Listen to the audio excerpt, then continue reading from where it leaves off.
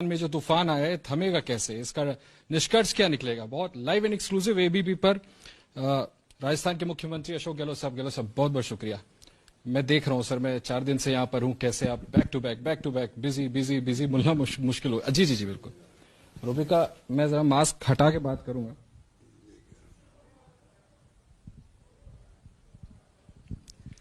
मैं शुक्रिया कर रहा था सर कि इतने बिजी होने के बावजूद आपने टाइम निकाला। शुरू करता हूं सर। मैं जो आपसे पूछना चाह रहा था, सबसे पहले मैंने जो जिक्र किया, राजस्थान में जो ये डिजर्ट स्टॉर्म हम कहते हैं, सचिन पायलट ने सर जो मामला मुकदमा जो अदालत में है, उसमें सचिन पायलट ने ये कहा है कि जो अभिव्यक्ति की आजादी है वो एक सवाल रेज कर रहे हैं। अगर कोई सवाल रेज कर दिया, कोई प्रश्न उठा दिया, तो इतना बड़ा बवाल क्यों कि उनको मंत्री पद से हटा दिया, इस तरह का एक्शन ले लिया, और ये उनकी अभिव्यक्ति की आजादी पर चोट है, उनके ऊपर जो नोटिस लगाया गया उसको वापस लिया जाए। देखिए, प्रोसेस जो हुआ है, ये तो एंटी डिफेक्शन जो लॉ बना हुआ है देश के अंदर, सुप्रीम कोर्ट के जो निर्णय हैं देश के अंदर, उसके आधार पर पेटिशन हुई है। अगर कोई व्यक्ति किसी पार्टी में है, एमएलए, अगर वो अपनी मंशा प्रकट करता है कि मैं अलग हो रहा हूं और पार्टी के आदेश को नहीं माने, इसका मतलब आपकी मंशा अलग होने की है, उसके लिए प्रोसेस चलता है। उसके अंतर्गत उनको हमने पेटिशन की है। अब काम विधानसभा के स्पीकर का है, वो सुनवाई करके खुद फैसला करेगा। गहलोत साहब, जैसे आपने कहा कि अगर कोई पार्टी छोड़ना चाहता है, या उनका ये तर्क है कि मैंने तो ऐसा कुछ कहा नहीं, ना मैंने ऐसा कुछ किया, ना मैंने किसी का मंच शेयर किया, मुझे कुछ समस्याएं थी, मेरे मन में कुछ आशंकाएं थी, मैंने सवाल रेज किए, इस पर इतना बवाल क्यों? कोई दिक्कत नहीं, फिर उनको चिंता नहीं करनी चाहिए। फिर उनको कोर्ट में बड़े बड़े वकील, हरी सालवे साहब माने हुए वकील, वो क्या नाम उनका, मुकुल रोहतगी साहब माने हुए बीजेपी के नेता, अब उनको खड़ा करने की जरूरत ही क्या थी फिर? ये तो बड़ा आरोप लगा रहे हैं आप, मुकुल रोहतगी वकील, जिनको माने हुए बीजेपी के नेता आपने कहा। वो वकील थे, बड़े बीजेपी नेता ही है वो, उसमें क्या है, बुराई क्या है? वकील नेता नहीं होता है क्या? कपिल सिब्बल साहब नेता नहीं है हमारे क्या? उसमें क्या हो गया? राजस्थान के मुख्यमंत्री का इशारा किस तरफ है? जो बात आप लगातार ये कह रहे हैं कि बीजेपी के बेहस्त पे कर रहे हैं, और क्या, बीजेपी के बिहार पे ही पैरवी हो रही है। बीजेपी ने वहां बाड़ाबंदी कर रखी है, बीजेपी ने वहां पर पूरी पुलिस लगा रखी है, हरियाणा गवर्नमेंट देखरेख कर रही है, तो पूरा खेल बीजेपी का चल रहा है। इनका खेल तो कुछ है ही नहीं। इनका खेल इतना ही था, पहले प्रयास किया मैं बीजेपी ज्वाइन करूं, जैसे शिंदे साहब ने किया था। ये सचिन पायलट का प्रयास था, बड़ी बात कह रहे हैं आप, बीजेपी ज्वाइन करना। पहले प्रयास किया था कि बीजेपी ज्वाइन करें हम लोग, 6 महीने पहले। उनके जो साथी थे उन्होंने मना किया, हम बीजेपी नहीं जाएंगे, बीजेपी ज्वाइन नहीं करेंगे हम लोग, आपको साथ दे सकते हैं, ज्वाइन बीजेपी नहीं करेंगे। तो फिर कहा बीजेपी ज्वाइन नहीं करते हैं, तीसरा मोर्चा बनाएंगे, नई पार्टी बनाएंगे और सरकार गिराएंगे और बीजेपी समर्थन देगी, वादा हो चुका हमारा। बीजेपी हमारे सामने जो इस्तीफा देंगे हम लोग एमएलए के रूप में, बीजेपी हमारे सामने खड़ा किसी को नहीं करेगी। हम जीत के आएंगे, सरकार चलाएंगे, और बीजेपी के साथ में अगर नीतीश जी सरकार चला सकते तो हम क्यों नहीं चला सकते? ये किस आधार पे गहलोत साहब इतना बड़ा आरोप? अभी चंद दिन पहले तक डिप्टी सीएम जो आपके साथ थे, 6 महीना पहले बीजेपी जाने का मन बना लिया था, मटेरियलाइज नहीं हुआ, उनके लोगों ने मना किया, तो थर्ड फ्रंट बनाएंगे। इसका सबूत है, आधार है, किस आधार पे आप इतना बड़ा आरोप लगा रहे हैं कि सचिन पायलट बीजेपी में शामिल होना चाहते थे? गहलोत साहब, मैं नहीं लगा रहा हूं, जितने उनके साथी हैं, जो उनके साथ थे, साथ छोड़ चुके हैं, वो भी लगा रहे हैं, और जो उनके साथ गए हुए हैं उनकी आत्मा भी कहती है कि इन्होंने क्या क्या नहीं कहा, सबको मालूम है। हमने जब राज्यसभा चुनाव थे तो हमने 10 दिन तक विधायकों को साथ रखा, क्या जरूरत थी बता दीजिए। रात को 2 बजे वही खेल होना था जो अब हुआ है, बाड़ाबंदी का सब तय हो गया था, बड़ी स्कीम थी।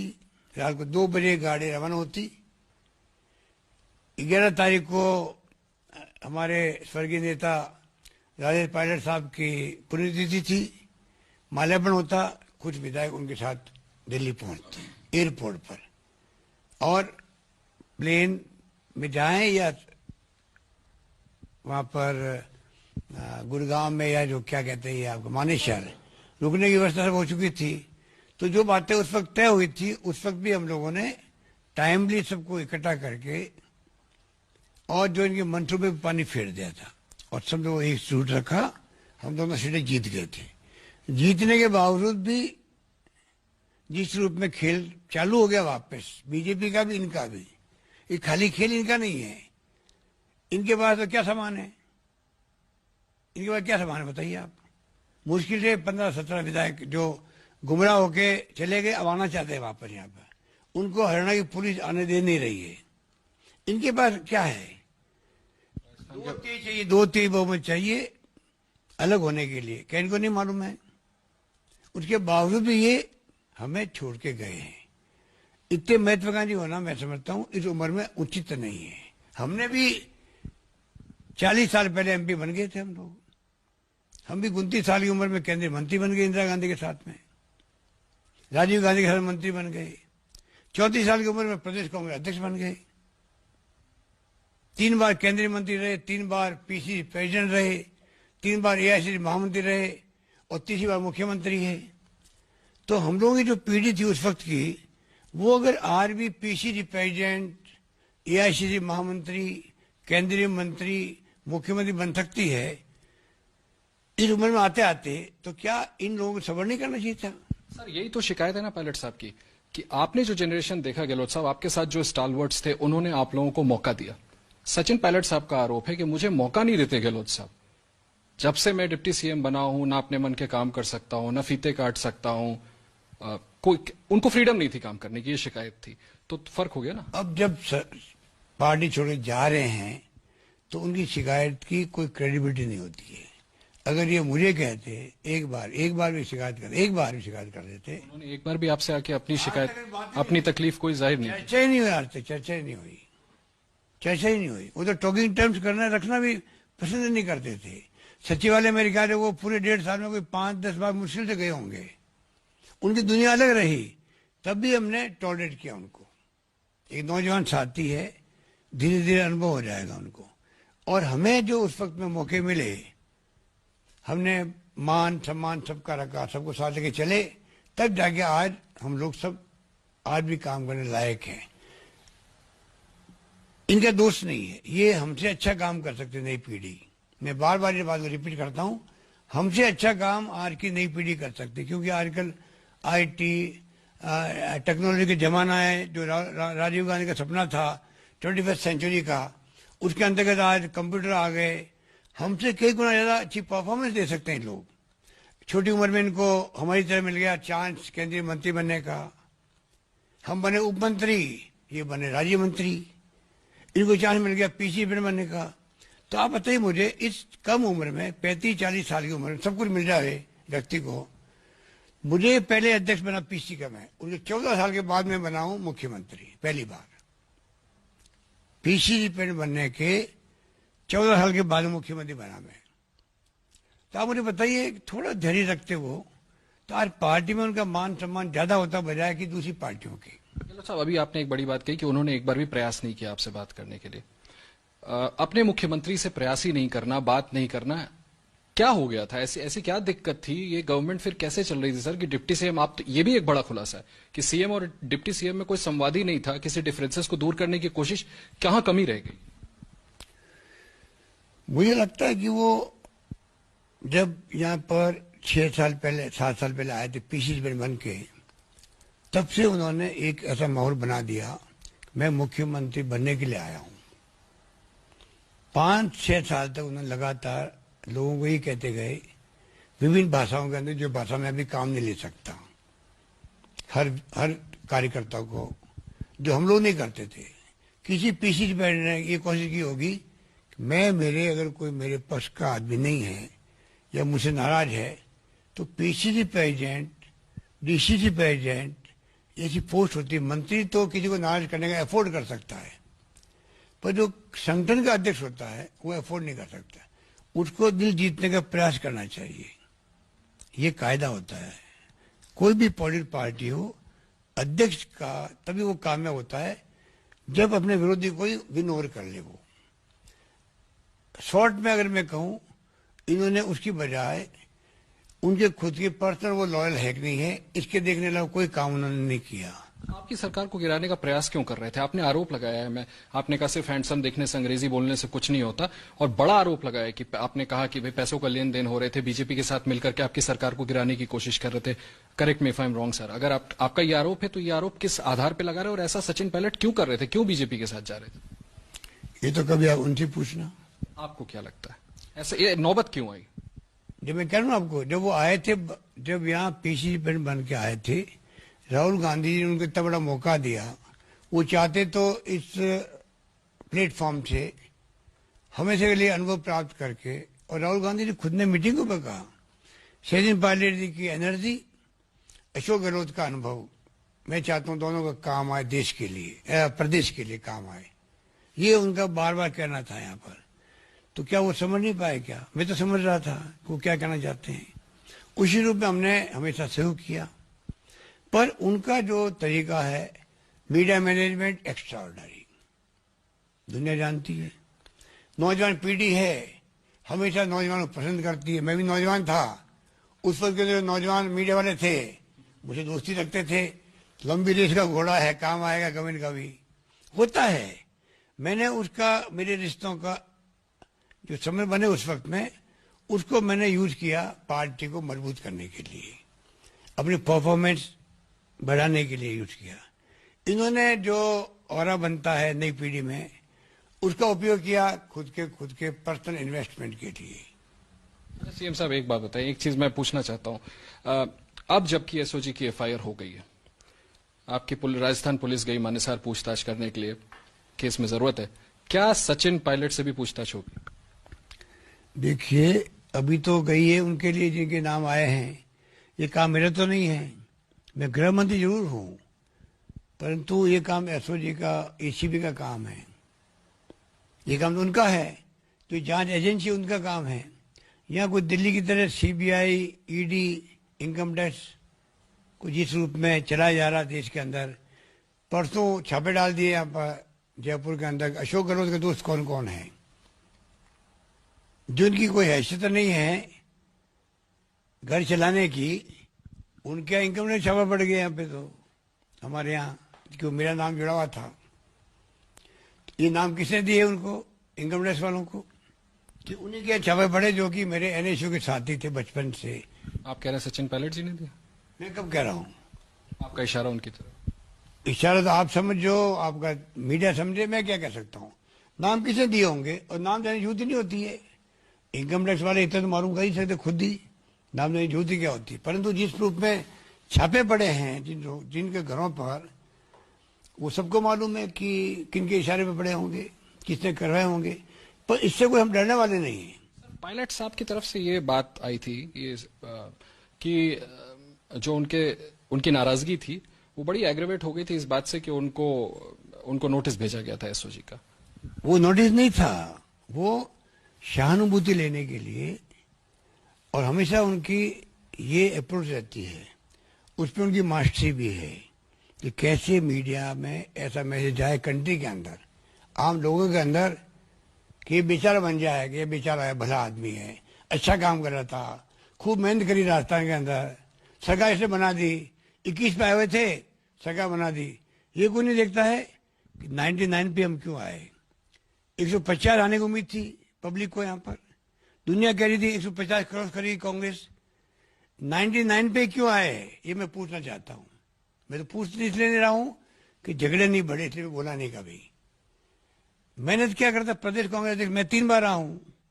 वो तो कांग्रेस की नीतियां, उसकी पॉलिसी, प्रोग्राम, नेता सोनिया गांधी हो या राहुल गांधी हो, उनका करिश्मा, उनका मैसेज, कैंपेन चलता, सब मिलके करते हैं।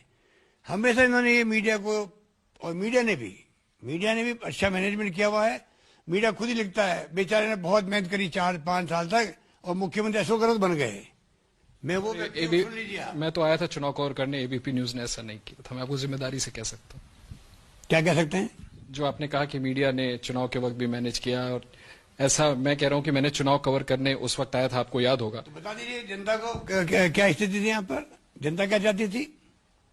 आपको तो काफी सपोर्ट था, मैं कह रहा हूं कि मैं था वहां। तो मैं आपको ये कहना चाहता हूं, मैं उन व्यक्ति में हूं, अगर मुझे मालूम पड़ जाए पब्लिक का मूड मेरे पक्ष पे नहीं है, वो मेरा टाइम चला गया है, 2 बार मुख्यमंत्री रह लिया, केंद्रीय मंत्री रह लिया, सब कुछ हो गया, मैं खुद जाके हाईकमान को कहता, अलग से ब्रीफ करता कि कांग्रेस पार्टी के इंटरेस्ट के अंदर आपको ये फैसला करना चाहिए।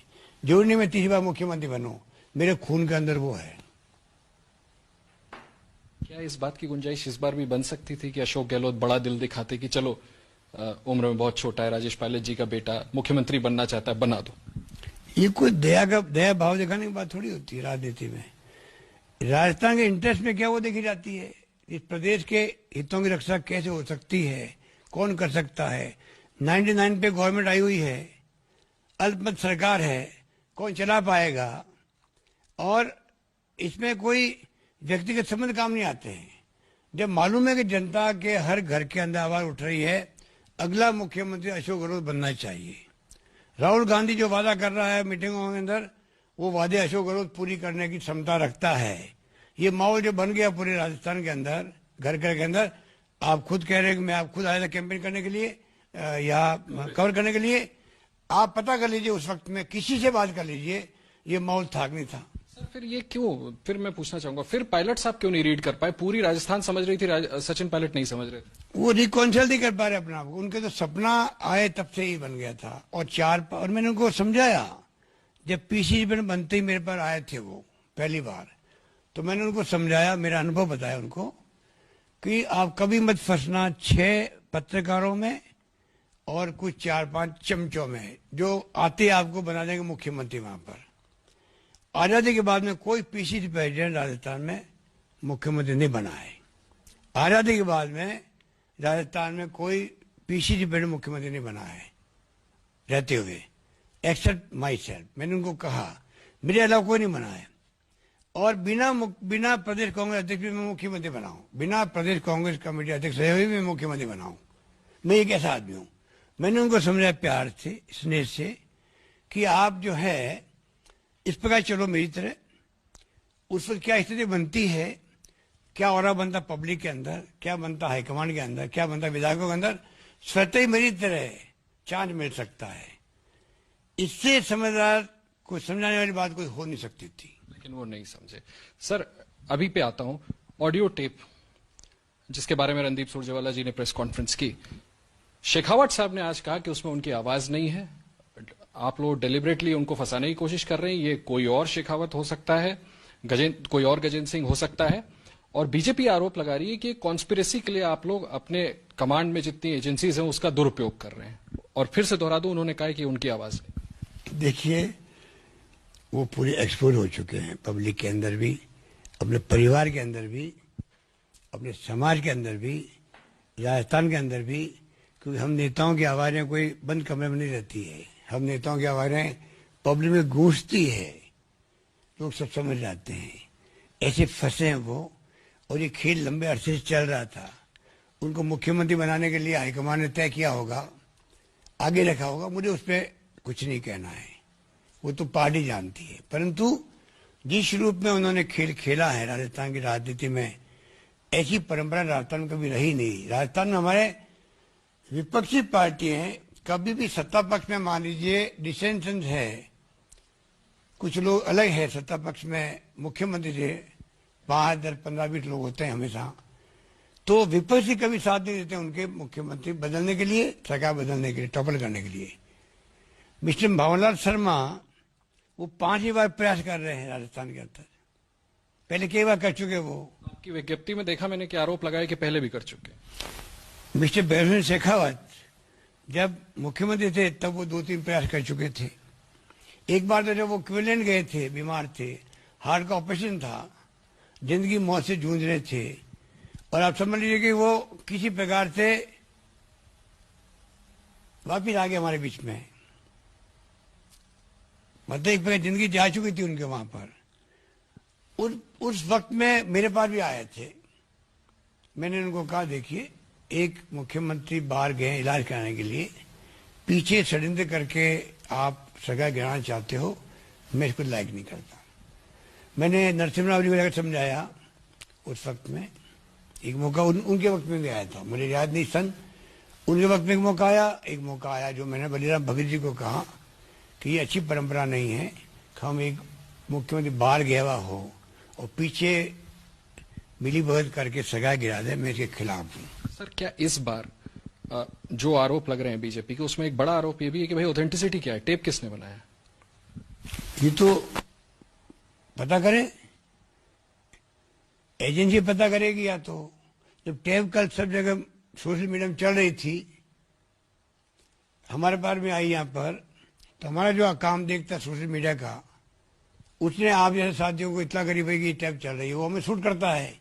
अगर कोई टैप आई है, मान लीजिए, जो हमारे सरकार गिराने में जो लोग षड्यंत्रकारी है, वो चाहे वो मिस्टर सचिन पायलट हो, चाहे गजेंद्र सिंह शेखावत हो, चाहे भंवरलाल शर्मा हो, और चाहे कोई भी हो, अगर मान लीजिए कोई टैप आती है और हमें मालूम पड़ता है सोशल मीडिया में चल रहा है ये, तो हम लोग क्या करेंगे? उसको दबा के बॉक्स में बंद कर देंगे। कहने का मतलब कि आपके पास आई, ये काम चीफ मिनिस्टर ऑफिस की तरफ से नहीं किया गया, क्योंकि ये आरोप लग रहे हैं। ऑफिस की तरफ होता भी नहीं है ये कभी। उनको अगर ये लगता है कि हम, तो हम लोग क्या करेंगे? उसको दबा के बॉक्स में बंद कर देंगे। कहने का मतलब कि आपके पास आई, ये काम चीफ मिनिस्टर ऑफिस की तरफ से नहीं किया गया, क्योंकि ये आरोप लग रहे हैं। ऑफिस की तरफ होता भी नहीं है ये कभी। उनको अगर ये लगता है कि हमने षड्यंत्र करके टैप, फर्जी टैप बनाई है, क्या कहते हैं उसको, करके डॉक्टर टेप, डॉक्टर टेप कह दीजिए, अगर ये आरोप लगाते हैं तो मैं राजनीति से इस्तीफा दे सकता हूँ, राजनीति छोड़ सकता हूँ मैं। ये आरोप लगाते हैं कि मैंने मेरे ऑफिस में टैप बनाई है। अगर ये साबित हो गया तो आप राजनीति छोड़ने के लिए? मुझे क्या अधिकार है? अगर मैं झूठी टैप बनवाऊं लोगों की अपने हित के अंदर सरकार बचाने के लिए, तो मेरा मॉरल अधिकार है कि मैं सरकार में बना रहा हूँ। अब ये बताएं सर कि जब शेखावत साहब कह रहे हैं कि उनकी आवाज नहीं है, तो किस दम पर फिर ये आरोप लगा रहे हैं कि जब वो है ही नहीं तो फिर सचिन पायलट उनके साथ मिलकर के सरकार गिरा? इस कॉन्स्पिरेसी को एस्टैब्लिश कैसे करेंगे? सचिन पायलट, गजेंद्र सिंह शेखावत, इनके खिलाफ सबूत है? सबूत अपना में आ चुका है। अब तो चाहिए प्रधानमंत्री जी को या तो इनका इस्तीफा ले मिस्टर शेखावत का, या इनको बर्खास्त करे। दो ही रास्ते हो सकते हैं, क्योंकि जो व्यक्ति बोल रहा है, मिली भगत कर रहा है और सचिन का भी नाम ले रहा है, सब कुछ नाम आज भंवरलाल शर्मा हो, चाहे वो शेखावत साहब हो, चाहे कोई भी हो, जब जिसके माध्यम से बातें हो रही है, इस सब बातें चौड़ी आ चुकी है, तो आवाज़ उन्हीं की है। सर, वो तो खुद कह रहे हैं कि मैं तो किसी भी तरह की जांच के लिए तैयार हूं, मैं हूं ही नहीं इसमें। जांच के तहत तो उनको होना ही पड़ेगा। कानून अपना काम करेगा, कानून अपना काम करेगा, इसमें क्या है? वो फिर घबरा क्यों रहे हैं? साहब, आपने डे 1 पे एक आरोप लगाया था ये सचिन पायलट जी को लेकर के, तो मैं एक चीज आपसे पूछना चाहूंगा कि क्या पायलट साहब के खिलाफ भी आपके पास सबूत है? आपने कहा था इसके हमारे पास साक्ष्य हैं, आपने सबूत, एविडेंस, ऐसा कोई शब्द का इस्तेमाल कीजिएगा, माफ कीजिएगा, correct me sir if I am wrong. क्या सचिन पायलट के खिलाफ भी आपके पास सबूत हैं कि वो फोन पे बातें कर रहे थे, ऐसे कॉन्वर्सेशंस की कोई ट्रांसक्रिप्ट आपके पास है, या कोई साक्ष्य है जिसके दम पर उनके खिलाफ मुकदमा हुआ है? देखिए, हमारे यहाँ कायदा नहीं होता है कि किसी एमएलए का या मंत्री का फोन टैप करें। फिर सबूत क्या है सर? ये तो बता दें कम से कम, सभी लोग जानना चाहेंगे कि सीएम साहब ने किन सबूतों की बात कही। जो बातें हमारे पास आई थी और जो फीडबैक आया था, उसी के आधार पर तो 10 दिन तक बाड़ाबंदी हुई थी। इससे बड़ा सबूत क्या होगा? रात को 2 बजे जा रहे थे लोग, जाने वालों में से हमें आके कहा कि साहब ये हमें इंस्ट्रक्शन मिल गए हैं और हमें रात को 2 बजे जाना है। और एक मिस्टर मंत्री थे इनके खुद के कैबिनेट के, जो इनके बहुत नज़दीक है, वो भी कल उनका इस्तीफा, उनको हटाना पड़ा हम लोगों को। उन्होंने खुद ने कहा हमारे सेक्रेटरी आईसीसी वालों को कि ये मुख्यमंत्री ने सबको इकट्ठा कर लिया है, वरना आप देखते कल क्या होता। ये तो सबको, हमारे पूरी हाईकमांड को मालूम है। सर, एक आरोप लग रहा है, इसी सवाल से निकलता है, बीजेपी के मेंबर ऑफ पार्लियामेंट हनुमान, माफ कीजिएगा, उनके एलआई हैं हनुमान बेनीवाल, और भी बीजेपी के भी लोगों ने ये आरोप लगाया है, कई और लोग ये आरोप लगा रहे हैं कि Vasundhara Raje Scindia, former chief minister, और अशोक गहलोत जी के बीच में कोई तो टाइप है, कुछ तो है तालमेल जिसके दम पर ये सारा सचिन पायलट के खिलाफ कार्रवाई हो सके। देखिए, 15 साल तक हमारी टॉकिंग टर्म नहीं रहे या नमस्कार रहा होली, दिवाली, जन्म दिवस पर, तब तो ये लोग कहते थे कि संबंध रहने चाहिए, हलो हाय होनी चाहिए, बातचीत होनी चाहिए मुख्यमंत्री, पूर्व मुख्यमंत्री के बीच में। अभी तक आप बता दीजिए, 1.5 साल हो गए हैं, हम एक बार भी हमने मुलाकात नहीं करी है। तब भी इस प्रकार की बात इसलिए करते हैं, जो करने वाले लोग हैं, वसुंधरा जी के वक्त के केस आगे नहीं बढ़ रहे हैं, वसुंधरा जी को मकान बंगला दिया और खाली नहीं करवा रहे हैं, जब हाईकोर्ट कह चुका था तो सरकार सुप्रीम कोर्ट गई है। इसके आधार पर भी आप पर कॉन्स्पिरेसी थ्योरीज के आरोप लगते हैं। अब बताऊं मैं आपको कि केंद्र में जब कोई जाते मेंबर पार्लियामेंट बन के, चाहे वो राज्य का मंत्री रहा हुआ हो राज्य के अंदर, या 4-5 वक्त बन गया और मेंबर पार्लियामेंट बन गया 5 बार, या पूर्व केंद्रीय मंत्री हो या पूर्व मुख्यमंत्री हो किसी राज्य का, तमाम ऐसे लोगों को प्रायोरिटी मिलती है बंगला लेने के लिए। ये दुनिया जानती है। हम भी यहाँ पे वही कर रहे हैं कि जो सीनियर लोग हैं, पूर्व मुख्यमंत्री है या पूर्व मंत्री है यहाँ के, 5-6 बार विधायक बन गए और हम लोग मान लीजिए उनको दे नहीं पाए बंगला, या बंगला देने की कोशिश करते हैं। अगर एक मुख्यमंत्री रह रही उस बंगले के अंदर तो वो कर्टसी है। ना, कोई कर्तव्य नहीं है, ये परंपरा है। और दूसरा, सुप्रीम कोर्ट का निर्णय ये हुआ है कि भाई आप आजीवन पूर्व मुख्यमंत्री बंगला नहीं रख सकता है, स्टैम्प नहीं रख सकता है। माफ कीजिएगा, मुझे टॉस बैक करने के लिए कहा जा रहा है। चलते चलते अगर अलाउ करें सर, कल भी चिदम्बरम साहब से पायलट साहब ने संपर्क किया था, अभी भी गुंजाइश अगर आते हैं तो आप ले सकते हैं। एक आखिरी सवाल, अगर क्या कोई गुंजाइश है सचिन पायलट की वापस आने की? देखिए, ये फैसला हाईकमांड करेगा। अब जो स्थिति बन गई है, हाईकमांड कभी नहीं चाहती थी पायलट साहब अलग जाए। वो बेचारा बनने के लिए मैसेज देते मीडिया में कि मैं तो चाहता हूँ, कांग्रेस में रहना चाहता हूँ, मैंने कोई ऐसा कोई काम नहीं किया, फिर मुझे ढकेला जा रहा है। ये सहानुभूति लेने का उनका तरीका नई बात नहीं, पुराना तरीका है। जो फैसला करेगा हाईकमांड करेगा। पर हाईकमांड ने फैसला किया कल, इतना बड़ा फैसला, अभी वही करेगा। बहुत बहुत शुक्रिया सर आपने। जी बिल्कुल, बहुत बहुत शुक्रिया सर। एबीपी न्यूज के दर्शकों की तरफ से आपको दूंगा, आपने समय निकालो और इतनी एक्सटेंडेड एक्सक्लूसिव बातचीत की।